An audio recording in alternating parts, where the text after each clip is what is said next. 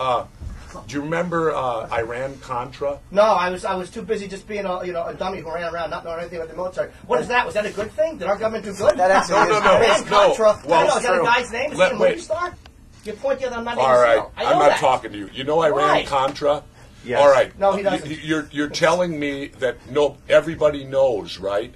Well, I had a good friend of mine that I served with in the SEAL team who came back as an officer.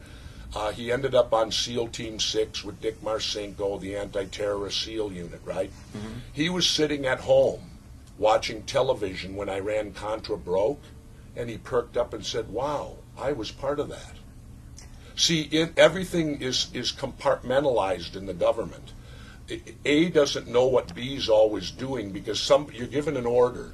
And you're given an order, okay, you're going to take this from point A to point B. That's all you know. You know what? You don't know the big picture. Okay. You're just operational, at operational level, doing things that you're made to do. Let me tell you the big difference, though. And right. I'm sure you will. Your military experience does come into play when you're talking about things like the Gulf of Tonkin. Yes, and Iran-Contra. Absolutely. I'll agree with that. But those two incidents also were completely military. Completely military, which, if you ask me, it's a lot easier to deal with and keep quiet than airliners that are full of civilians. Yeah. You got to bring in terrorists. Who would admit to it? It's mass murder. Someone's going to admit to being somebody would talk about it. And you're right about so many things about the government being dirty, but all of that doesn't explain how this. You're right. You've convinced me. It's everything that the government told me. No, I'm agreeing with you. It's everything they've told us. I shouldn't even ask a question. But no one's saying. Because why do you after say all, no one's saying you ask a question? No I'm agreeing with you. Why are you fighting with me? I sense a little sarcasm. You've convinced me. All right, good. You've convinced me that my government would never lie to me. My government is. Now you're being silly. No, I'm not. Yes, you're being a goose. My country, right or wrong? Absolutely. You know what? You know what? Wait a minute. Wait a minute. You know what you guys need to listen to? Okay. Who said the quote, dissension is the greatest form of patriotism? Bush in the planning room when he was going, and you do the voice tracking that makes their own families think it's them. Yeah, I'm that stupid. No, me too, because I think the government's always right. I'll ask you the legitimate question. I've been answering to you too, and you keep telling me I'm not a Navy SEAL. I don't know, obviously, or I would tell you. I would love to be able to just shut you down with a brilliant answer, but I don't know. Who said that quote? I don't know. Jesse Ventura. Doesn't matter. You're fine. I don't know who said the quote. I'm an idiot. You've convinced me. I don't know who said the quote. Jesse, why are you getting so frustrated? I'm not. I don't get frustrated. You'll learn something about us that my unit, we don't get mad, we get even. Jesus Christ, we're all getting our throats slit tonight. and always remember, you have to sleep sometime. Oh, Jesus.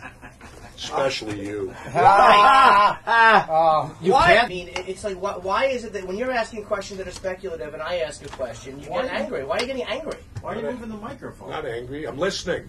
Well, no, you just moved the microphone. Because I have nothing to say. I'm listening. He's convinced. I'm convinced. You've convinced me. I don't think I've convinced you, but yes, I do think there are some valid points that you're thinking of. I'm sure you're not convinced. No, you've convinced me. But no one is saying the government's always honest. No yes, they are. No. My country, right or wrong. No, not black or white here. We're not talking. No, there's a gray area, but I think you're way over to one side of this gray area now, and we're on the other side. I think the Cuban problem also is the fact that they're just holding a grudge against Fidel. I think there's an actual grudge that, this guy was the last communist holdout. I can't believe our country would do that. Not our country. Absolutely not us. We would never hold a grudge. No, sir, we're perfect. We don't ever tell lies. Apple pie and baseball, ladies and germs. Because that's what I believe. That's right. That's what I believe. It's all juggling and smiles, and Mom pecks you on the cheeks. I don't think they ever did nothing wrong. I agree. No, sirree, Bob. I agree with you. They're terrific. He's won me over, man. Hey.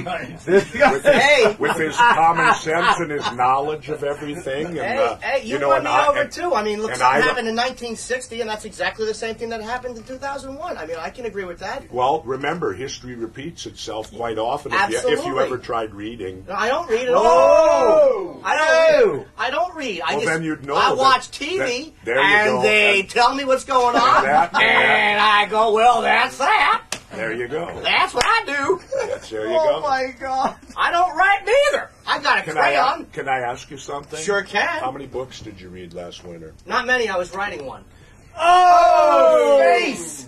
You really need to understand, too, guys, that I'm not very patriotic.